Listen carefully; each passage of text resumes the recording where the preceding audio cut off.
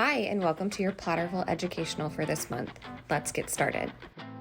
First, we want to start by calling out a couple of fun days happening in September. September 30th is National Stroopwafel Day, so let's celebrate with these Dahlmann Stroopwafels. And then we also had National Salami Day on September 7th.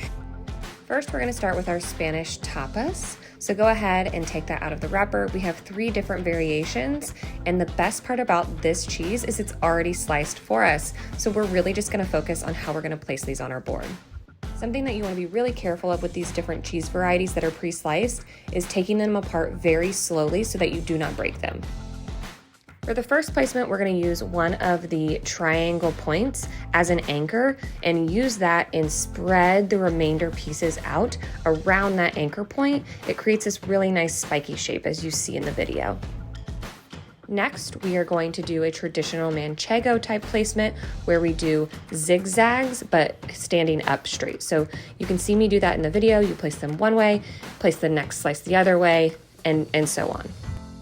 And finally, for our third variation, we are going to do this cute little mountain-esque pointy. So take one slice, place it slightly to the left, take the next slice, place it slightly to the right, overlapping, and then do that with the remaining 2 pieces. Up next for our cheese, we have our brie round. So for this one, go ahead and take it out of the wrapper.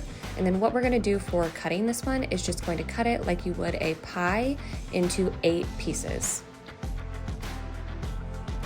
For the brie placement, we're actually going to take the little wedges and we're going to flip them on their side. This is going to allow people to grab them a lot easier, and it's also going to give us a really nice shape when we place them on our board.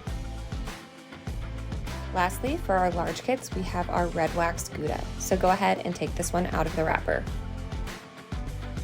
For cutting the Gouda, we are going to use that really nice and pretty vibrant red wax as a placement on our board. So we're just going to cut a rectangle out of the center of the cheese, and then we are going to cube that, and then we'll place the cubes inside that red waxed outer layer that we've created.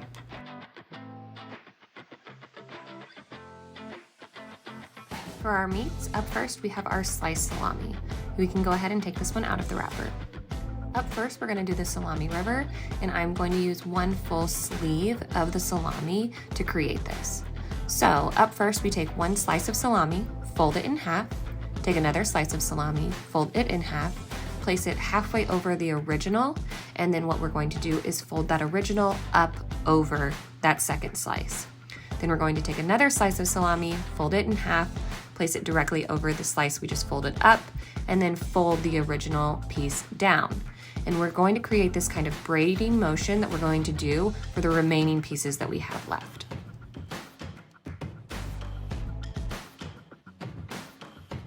One thing to keep in mind for our salami river when placing it is that we do want to put it against 2 things as bookends to keep it in its shape.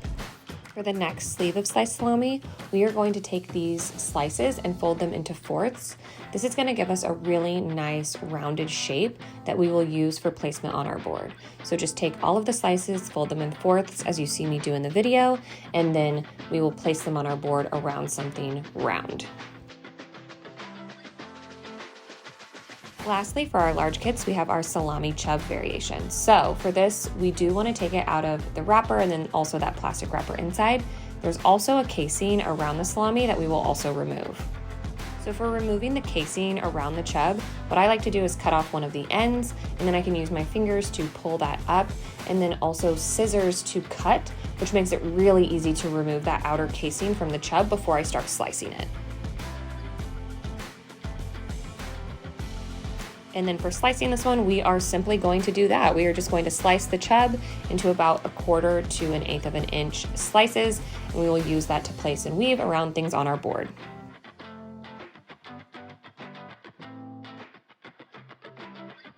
Before we build our boards, I would just like to give a special shout out to our box sponsors.